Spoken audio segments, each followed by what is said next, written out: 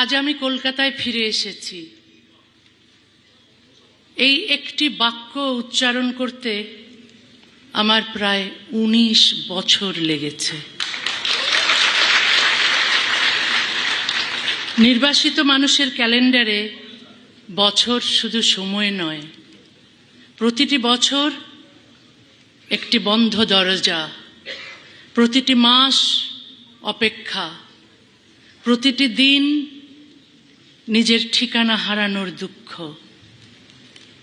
আজ সেই দীর্ঘ অপেক্ষার পর কলকাতার মাটিতে দাঁড়িয়ে মনে হচ্ছে আমি শুধু একটি শহরে ফিরে আসিনি, আমার হারিয়ে যাওয়া জীবনের একটি অধ্যায়ের কাছে ফিরে এসেছি। আজ আপনারা আমাকে যে ভালোবাসা ও সম্মান দিয়েছেন তার জন্য আমি গভীরভাবে কৃতজ্ঞ। আমাকে কলকাতায় আমন্ত্রণ জানিয়েছেন সেকুলার মিশনের চেয়ারম্যান ওসমান গনি মল্লিক। প্রায় অসম্ভব বলে মনে হয় আমার ফেরার বন্ধ দরজায় তিনি প্রথম সাহস করে কড়া নেড়েছিলেন। তাকে আমার আন্তরিক কৃতজ্ঞতা। আমার মঞ্চে আসেন আমার দীর্ঘদিনের শুভাকাঙ্ক্ষী তথাগত রায়, শাশ্বতী ঘোষ, মোহিত রায় এবং আজকের অনুষ্ঠানের সঙ্গে যুক্ত সবাইকে আমি আন্তরিক কৃতজ্ঞতা জানাই। অবশ্যই মাননীয় মুখ্যমন্ত্রী প্রচণ্ড ব্যস্ত থাকা সত্ত্বেও আমাকে সম্বর্ধনা দিয়েছেন, তার এই উদারতার জন্য আমি কৃতজ্ঞ। এবং আসলে আমার জন্য অপ্রত্যাশিত ছিল।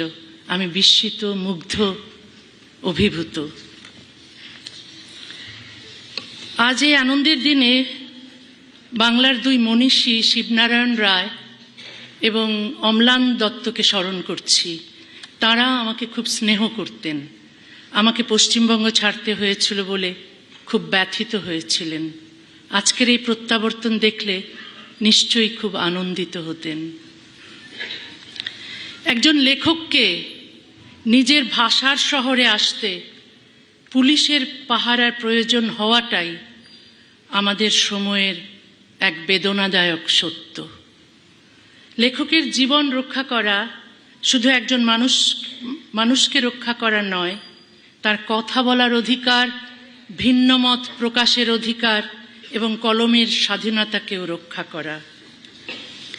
আমি এমন একটা দিনের স্বপ্ন দেখি যেদিন কোনো লেখককে তার লেখার জন্য পুলিশের পাহারায় চলতে হবে না, কোনো মুক্ত চিন্তককে সত্য উচ্চারণের অপরাধে দেশ ত্যাগ করতে হবে না।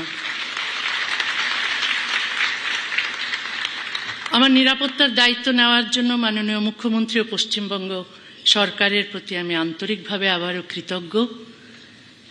কৃতজ্ঞতা আনুগত্যের চুক্তি নয়, কৃতজ্ঞতার বিনিময়ে আমি আমার স্বাধীন চিন্তাকে বন্ধক দিই না, আবার মতভিন্নতাও আমাকে অকৃতজ্ঞ করে না। কোনো ভালো কাজের স্বীকৃতি দিতে দলীয় আনুগত্যের প্রয়োজন নেই, দ্বিমত প্রকাশ করতেও বিদ্বেষের প্রয়োজন নেই। আমি কোনো রাজনৈতিক দলের হয়ে এখানে কথা বলতে আসিনি, কোনো দলকে পরাজিত করতেও আসিনি।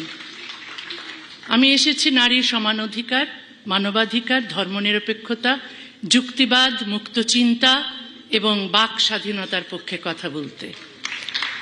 আজকের দিনটি সাক্ষ্য দিচ্ছে ভয় চিরস্থায়ী নয়, নিষেধাজ্ঞা চিরস্থায়ী নয়, বন্ধ দরজাও চিরকাল বন্ধ থাকে না। আজ 1 অগাস্ট।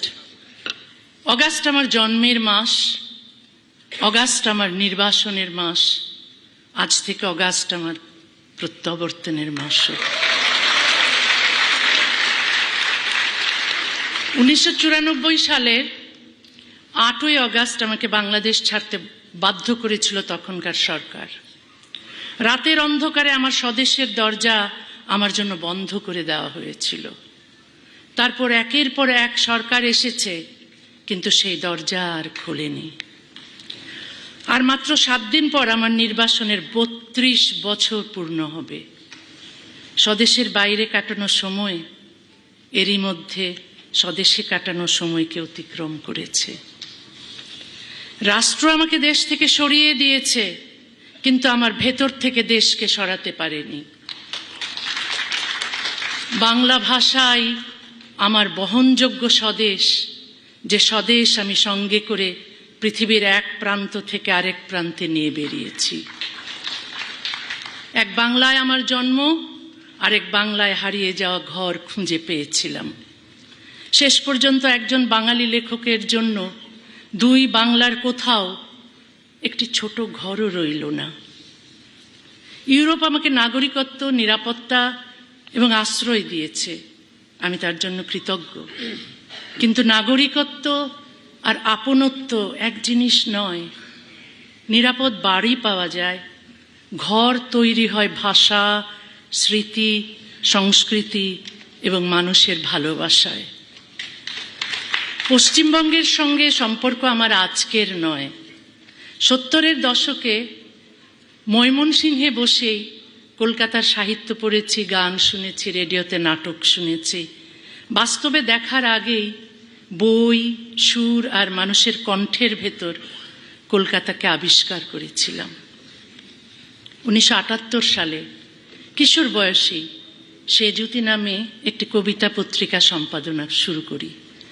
পশ্চিমবঙ্গ থেকে ডাকযোগে কবিতা আসতো, কাঁটাতারের ওপার থেকে খামের ভেতর উড়ে আসতো শব্দ। আমি সেই কবিতা ছাপাতাম, পশ্চিমবঙ্গের লিটল ম্যাগাজিনেও লিখতাম। রাজনীতি যখন বাংলাকে ভাগ করেছিল, কবিতা তখন দুই বাংলার মধ্যে সেতু তৈরি করেছিল। 80-এর দশকের শেষ দিকে কলকাতায় আসা শুরু করলাম। 90-এর দশক থেকে এখানে আমার বই প্রকাশিত হয়। বাংলাকে কোনোদিন এপার ওপার বলে অনুভব করিনি। কাঁটাতার ভূখণ্ডকে ভাগ করতে পারে, ভাষাকে ভাগ করতে পারে না। নির্বাসনের পথে দেশ খুঁজতে খুঁজতে 1 দশক পর কলকাতায় একটি ঘর পেয়েছিলাম। এখানেই আমি সুখে ও স্বস্তিতে ছিলাম, সৃষ্টিশীল ছিলাম। আমার বই দ্বিখণ্ডিত নিষিদ্ধ হয়েছিল। কলকাতা হাইকোর্ট সেই নিষেধাজ্ঞা খারিজ করে দেন। তবু 2007 সালের 22শে নভেম্বর পশ্চিমবঙ্গ সরকার আমাকে কলকাতা ছাড়তে বাধ্য করেছিল।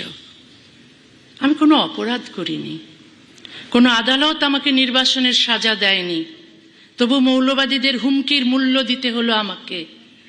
আমার ঘর, শহর, পাঠক এবং স্বাভাবিক জীবন হারিয়ে। আমি তো আমার দেশেও কোনো অপরাধ করিনি। তারপরও আমার দেশ বাংলাদেশ আমাকে শাস্তি দিয়েছিল। 32 বছর আগে আমাকে নির্বাসন দিয়েছিল। 32 কি দোষ আমার ছিল? আমি কি কাউকে হত্যা করেছিলাম? কারো ঘর পুড়িয়েছিলাম? আমি ডাক্তারি করেছি, আর আমার গল্প, কবিতা, প্রবন্ধে কিছু সহজ কথা লিখেছি নারী ও পুরুষের সমান অধিকারের কথা, লিখেছি ধর্ম, বর্ণ, জাত বা লিঙ্গ পরিচয় নির্বিশেষে সবার সমান মানবাধিকারের কথা। বলেছি কোনো বিধান, তার উৎস ধর্ম, সমাজ, পরিবার বা রাষ্ট্র যাই হোক, মানুষের স্বাধীনতা, সমতা ও মর্যাদা কেড়ে নিলে সেই বিধান বদলাতে হবে। এই কথাগুলোই অপরাধ বলা হলো, এই কথাগুলোকেই অপরাধ বলা হলো। সারা দেশে আমাকে হত্যার জন্য মিছিল বের হলো, আমার বিরুদ্ধে ফতোয়া জারি হলো, মাথার মূল্য ঘোষণা হলো। রাষ্ট্র আমার নিরাপত্তা নিশ্চিত করার বদলে আমার বিরুদ্ধে গ্রেফতারি পরোয়ানা জারি করলো। শেষ পর্যন্ত আমাকে দেশ থেকে বের করে দিল।